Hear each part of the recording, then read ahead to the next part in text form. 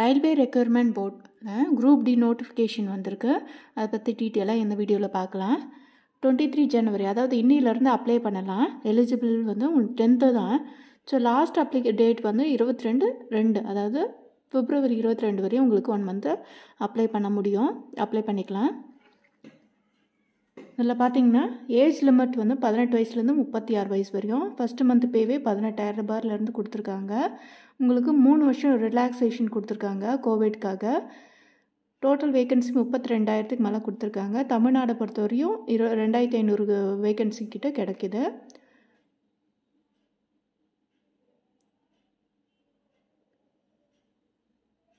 இந்த நோட்டிஃபிகேஷன் வந்து நீங்கள் அஃபிஷியல் வெப்சைட்டில் போய் பார்த்தீங்கன்னா அதில் நோட்டிஃபிகேஷன் நீங்கள் டவுன்லோட் பண்ணிக்கலாம். சரிங்களா? டெஸ்ட்டு எலிஜிபிள் எப்படி இருக்கும்? ஏஜ் லிமிட் பார்த்திங்கன்னா 1/1/2025 தானே கால்குலேட் பண்ணி பாருங்கள். உங்களுக்கு வந்து அந்த ஏஜ் லிமிட்குள்ளே இருந்ததுன்னா நீங்கள் அப்ளை பண்ண முடியும். நீங்கள் எலிஜிபிள் தான். 10th முடிச்சிருந்தால் போதும். 10th + ITI. சரிங்களா? ITI இருந்தாலும் அப்ளை பண்ணலாம். இதில் டெஸ்ட்டு இருக்கும். இது விஷுவல் ஆக்டிவிட்டி டெஸ்ட்டும் இருக்கும். அதாவது கண் பார்வை டெஸ்ட்டும் இருக்கும். அதுக்கேற்ற போஸ்ட்டுக்கு ஏற்ற மாதிரி கண் பார்வை டெஸ்ட்டு அந்த மாதிரி இருக்கும். அது வந்து ஃபிசிக்கல் டெஸ்ட்டில் உங்களுக்கு வந்துடும். சரிங்களா?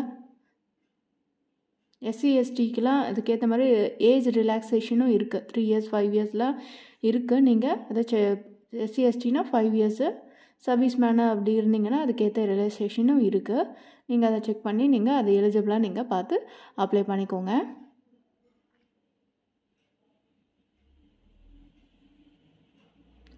எஜுகேஷன் குவாலிஃபிகேஷன் 10th + வந்து ITIயில் வந்து பண்ணலாம்.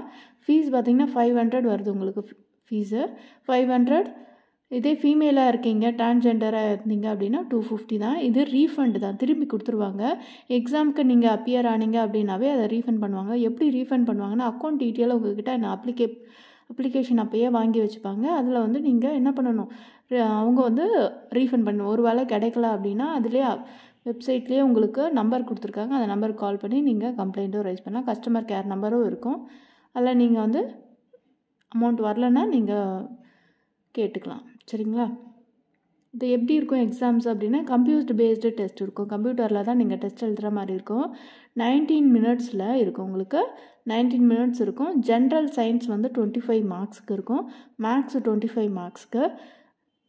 General intelligence reasoning 30 marks. Awareness GK வந்து 20 மார்க்ஸு. டோட்டலாக உங்களுக்கு 100 மார்க்ஸ் உங்களுக்கு கிடைக்கும்.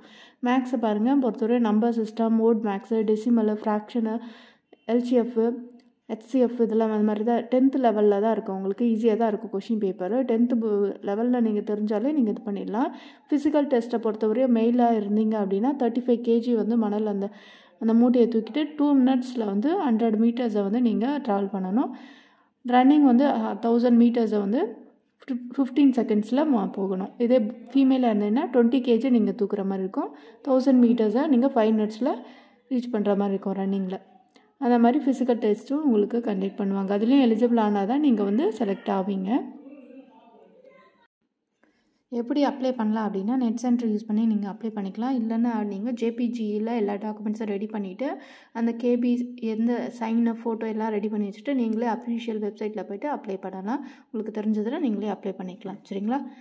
இதில் வந்து சென்னைக்கான நோட்டிஃபிகேஷன் லாஸ்ட்டாக கொடுத்துருக்காங்க. அதை நீங்கள் செக் பண்ணி பாருங்கள். டாக்குமெண்ட்ஸில் ஃபுல்லாகவே டீட்டெயிலாக கொடுத்துருக்காங்க. ஒவ்வொன்றா வாசித்து பாருங்கள். இந்த எக்ஸாமை பொறுத்தவரை நெகட்டிவ் மார்க் இருக்குது.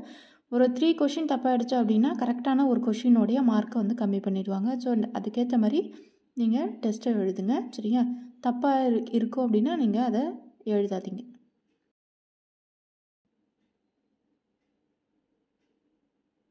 ஃபுல்லாகவே செக் பண்ணி பார்த்தீங்கன்னா உங்களுக்கு டீட்டெயிலாக புரியும்.